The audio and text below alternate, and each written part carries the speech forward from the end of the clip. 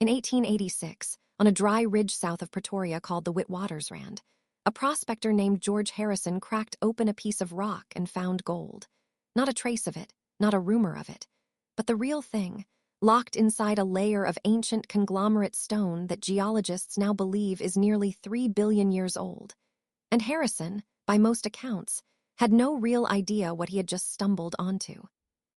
Because within a matter of months, he sold his claim for a small sum and disappeared from the historical record entirely, while the ground he walked away from turned out to be the single richest gold-bearing formation ever found on Earth. A deposit so vast that it would eventually account for something like 40% of all the gold humans have ever mined in our entire history as a species. And almost overnight the empty veldt around that ridge filled with tents, then shacks, then streets, then banks. And the camp that grew up around the reef took the name Johannesburg, a town that did not exist before 1886, and that within a decade had outgrown Cape Town, a city that had anchored the entire southern tip of Africa for more than 200 years.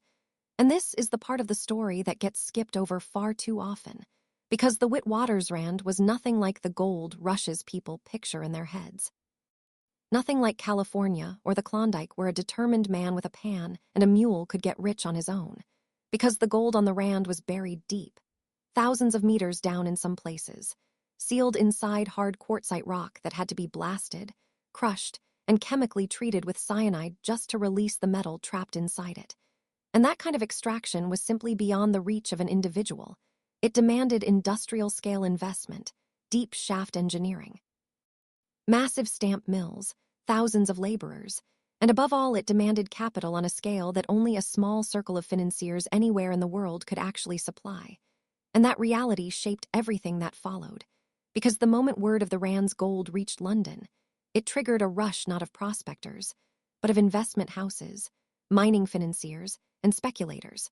all racing to secure a foothold in what was fast becoming the most valuable patch of ground on the planet. And standing at the center of that race, already well established in southern Africa by the time gold was found, was a man named Cecil John Rhodes, the sickly son of an English vicar, born in 1853, sent out to the colony of Natal at 17 in the hope that the climate would restore his health. And Rhodes joined his brother in a failed attempt at cotton farming before drifting toward the diamond diggings that had recently opened near a settlement called Kimberley. And it was at Kimberley that Rhodes revealed the instinct that would define the rest of his life, because while the men around him were digging in the dirt fighting over individual claims, Rhodes understood almost immediately that the real fortune would not go to the man swinging the pickaxe. It would go to whoever controlled who got to swing it, and on what terms. And he began quietly buying up small claims from miners who went broke or lost their nerve, using rented water pumps and careful deal-making to grow his holdings piece by piece. And before long, Rhodes realized that consolidating Kimberley's diamond fields into a single controlling company would require far more capital than existed anywhere in southern Africa, which meant he needed London money. And specifically, he needed the backing of the great mining finance houses that had emerged out of the city of London during the second half of the 19th century. Men who had already spent years financing railways, ports, and resource ventures across the British Empire, and who understood, better than almost anyone alive, how to turn a promising claim into a controlled, monopolized industry. And Rhodes found his opening through a financier named Alfred Bate, a shrewd German-born diamond dealer who had deep connections into the London capital markets, and with Bate's financial backing behind him,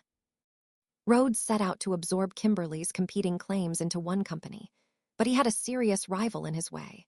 a self-made diamond magnate from London's East End named Barney Barnato, who had arrived in South Africa as a teenager with almost nothing, and had clawed his way into control of a huge share of the Kimberley mine through sheer nerve and street instinct. And the fight between Rhodes and Barnato over control of Kimberley's diamonds became one of the great commercial battles of the Victorian age. A contest that reportedly climaxed in an 18-hour negotiating session through the night in a Kimberley office, at the end of which Barnato finally agreed to sell out. And by 1888, the deal was done, and De Beers Consolidated Mines was formed, uniting nearly all of Kimberley's diamond production under a single company that would go on, within just a few years, to control an estimated 90% of the world's rough diamond output through a tightly managed cartel arrangement with the London diamond trade. And diamonds, as enormous as that business became, were about to be overshadowed entirely, because the discovery of gold on the Witwatersrand set off a chain of events on a completely different scale, drawing British mining engineers, financiers, and laborers into the Transvaal by the tens of thousands. And these newcomers, mostly British by origin, became known locally as Uitlanders, an Afrikaans word simply meaning outsiders, and within a short time they actually outnumbered the Boer population in parts of the Transvaal, arriving with all the expectations of British subjects, namely a voice in government, secure property rights, and a legal system responsive to the needs of the mining industry. And none of that sat well with President Paul Kruger, the deeply religious, fiercely independent leader of the South African Republic, who viewed the flood of Uitlanders not as future citizens, but as a direct threat to the survival of Boer self-rule. And Kruger responded by denying them voting rights, taxing the mining industry heavily, and handing out monopoly concessions on essentials like dynamite to politically connected local firms, which drove up costs for the mining companies at every turn. And for Kruger, the gold represented a source of revenue to fund and defend his republic's independence. While for the men who actually ran the mines, men who came to be known as the Randlords, Kruger's government was simply an obstacle standing between them and the fortune buried beneath their feet. Because unlike surface gold that could be panned from a riverbed, Rand gold required deep shaft mining, expensive chemical processing, and an enormous, cheap, and controllable labor force. And what the Randlords wanted was a government that would give them all of that without interference, without heavy taxation, and without difficult questions about how the mines were actually run. And Kruger's Transvaal offered the exact opposite of that arrangement. And it was here that Rhodes, having already built the British South Africa Company in 1889, and used it, backed by London finance and the newly invented Maxim gun, to conquer the Ndebele people and seize their land under the new name Rhodesia, decided to apply the same playbook to the Transvaal, but on a far larger and more consequential scale. Because by the mid-1890s, Rhodes had become Prime Minister of the Cape Colony and had grown impatient watching the Transvaal's gold sit under a government he could not control. So he authorized a plan to send an armed column across the border into the Transvaal, timed to coincide with an uprising of Uitlanders inside Johannesburg. A coordinated strike meant to topple Kruger's government and hand control to British interests in the resulting chaos. And the man chosen to lead the raid was Dr. Leander Starr Jameson, a close friend and administrator within Rhodes's own company, who crossed into the Transvaal on the 29th of December 1895 with roughly 500 men, only for the plan to collapse almost immediately, because the promised Uitlander uprising in Johannesburg never materialized. Transvaal intelligence had been tracking the raiders from the moment they crossed the border. And within 4 days, Jameson's force was surrounded and forced to surrender near a farm called Doornkop, just short of reaching the city. And the Jameson raid was an unmitigated disaster, forcing Rhodes to resign as Prime Minister of the Cape Colony in disgrace. But its consequences reached far beyond his personal downfall, because Kruger now had concrete proof that senior British colonial figures had conspired to overthrow his government.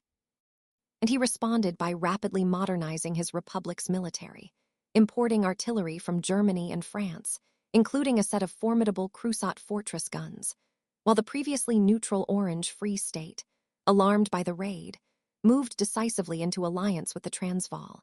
And rather than pulling back from southern Africa after the embarrassment of the raid, the British government leaned further in, appointing a new High Commissioner in 1897 named Alfred Milner, an Oxford-educated administrator who had already served in Egypt and who arrived in South Africa, utterly convinced that British supremacy on the subcontinent was non-negotiable. And Milner quickly concluded that Kruger's Transvaal, freshly re-elected with an overwhelming mandate and now flush with gold revenue, would never voluntarily accept British political control, and in private correspondence with the colonial secretary Joseph Chamberlain,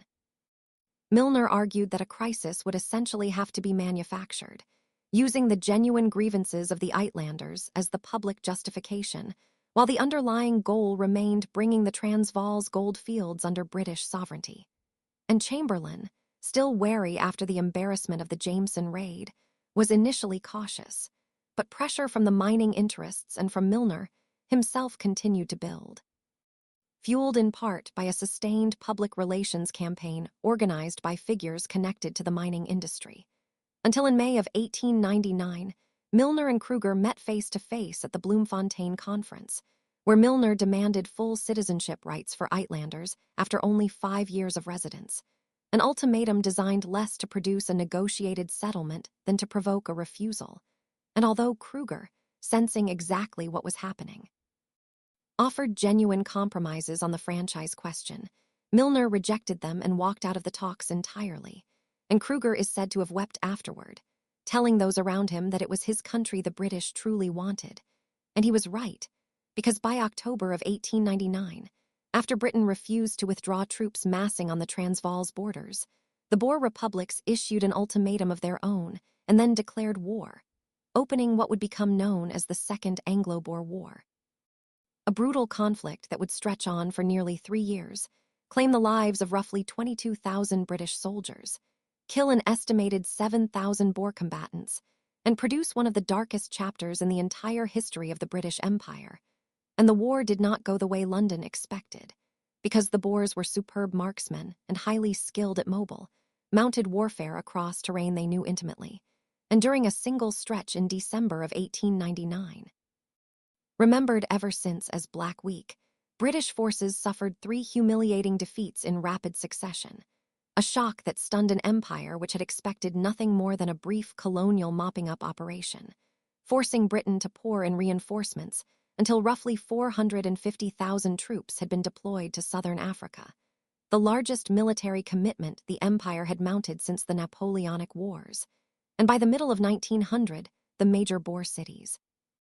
including Pretoria and Johannesburg, had fallen to British forces, and on paper the conventional war appeared to be over. But the Boers refused to surrender, shifting instead to a relentless guerrilla campaign of hit-and-run raids on British supply lines, followed by rapid disappearances back into the open countryside. And it was at this point that the British commander, Lord Kitchener, adopted a scorched earth policy that would leave a permanent stain on the war's legacy. Systematically burning Boer farmsteads, slaughtering livestock, destroying crops, and poisoning or filling in wells in an effort to strip the guerrilla fighters of any source of food, shelter, or support. And this strategy created an immediate and enormous humanitarian crisis, because it left tens of thousands of Boer women, children, and elderly men suddenly homeless with no means of survival.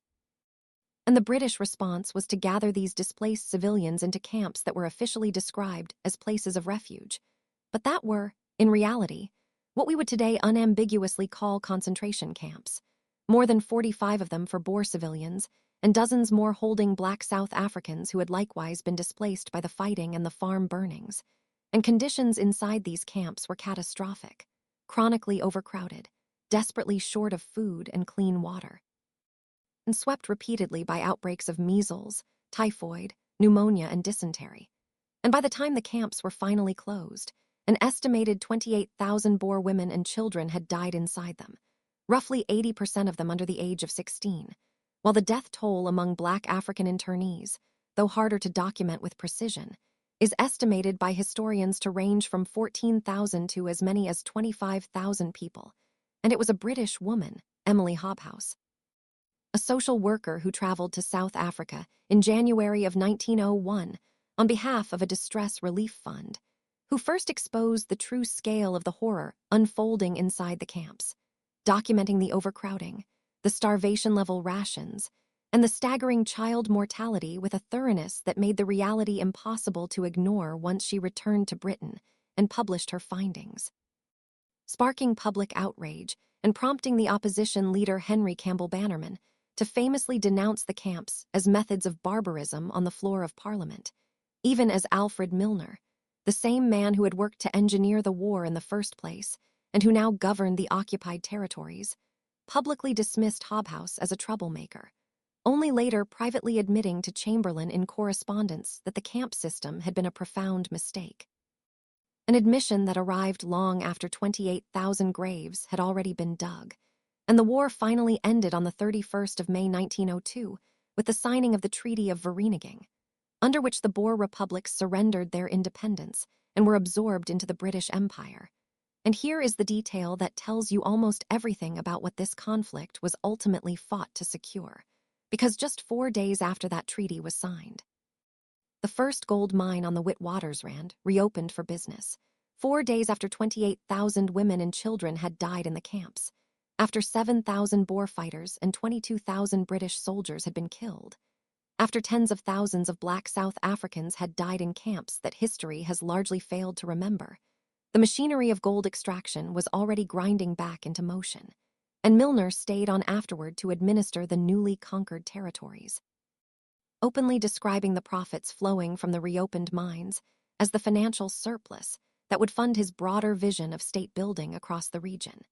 And he set about restructuring mining regulation, reorganizing the labor system, and importing more than 60,000 indentured Chinese laborers between 1904 and 1907 to work the mines under conditions that many contemporary critics described as barely distinguishable from forced labor. A grim preview of the exploitative labor practices that would come to define South African mining for generations, while Milner assembled a group of young Oxford-educated administrators, later nicknamed Milner's Kindergarten, who redesigned the Transvaal's legal, fiscal, and administrative systems almost entirely around the needs of the mining industry, abolishing the old dynamite monopoly that had angered the landlords, restructuring mining taxation, prioritizing railway links to British-controlled ports, and building an economic and legal architecture in which the interests of mining capital and the interests of the colonial state became almost impossible to tell apart. And the deep-level mining companies that had lobbied so hard for British intervention emerged from the war stronger than ever, having secured, through years of political and financial maneuvering by men like Rhodes, Bate, Barnato, and the mining engineer and financier Julius Wernher, exactly the kind of compliant, low-tax, low-regulation environment they had wanted from the very beginning, unencumbered now by any independent Boer government capable of imposing labor protections or restricting the flow of profits. And the human cost of that arrangement fell overwhelmingly on black African laborers, because the mines never ran on European capital and engineering alone. They ran on cheap black labor recruited through a migrant system that drew workers from across southern and eastern Africa into compounds where their movement was tightly restricted, and their wages were a fraction of what white miners earned. A system that Milner's post-war administration did not dismantle, but formalized and expanded, laying institutional groundwork that would later harden into the machinery of apartheid. And Cecil Rhodes himself did not live to see any of this play out, dying on the 26th of March 1902, just 2 months before the peace treaty was signed, his health broken by years of stress following the Jameson raid scandal. And in his will, he left his fortune to establish the Rhodes Scholarship at Oxford, an institution that continues to educate students from around the world to this day, even as his broader legacy remains one of the most contested in the history of British colonialism, a legacy inseparable from conquest, racial hierarchy, and the raw pursuit of mineral wealth. And it would be a mistake to reduce the causes of the Boer War to any single motive, because serious historians have spent more than a century debating the relative weight of strategic anxiety, imperial ideology, settler politics, and economic interest in bringing that war about. And there were genuine strategic concerns in London about a gold-rich, increasingly well-armed republic drifting closer to Germany. Genuine questions about the political rights of British subjects living under Kruger's government, and a powerful, freestanding ideology of British and Anglo-Saxon imperial destiny that shaped policy independent of any single financial interest. But what is not in serious dispute is that the immense mining wealth of the Witwatersrand and the ambitions of the landlords and financiers who controlled it created the material conditions that made this war both conceivable and, ultimately, profitable, because without the diamond fortune Rhodes built at Kimberley, he never becomes Prime Minister of the Cape Colony. Without that political position, he never launches the Jameson raid. Without the raid, Milner never gets the pretext he needed to engineer his crisis at Bloemfontein. And without that crisis, 450,000 British soldiers never march into the Transvaal at all. And today the Witwatersrand Basin has been mined continuously for close to 140 years, yielding more than 2 billion ounces of gold, with some geologists estimating that several $100 billion worth of reserves may still lie deep underground, though the cost and difficulty of reaching them grows with every passing decade.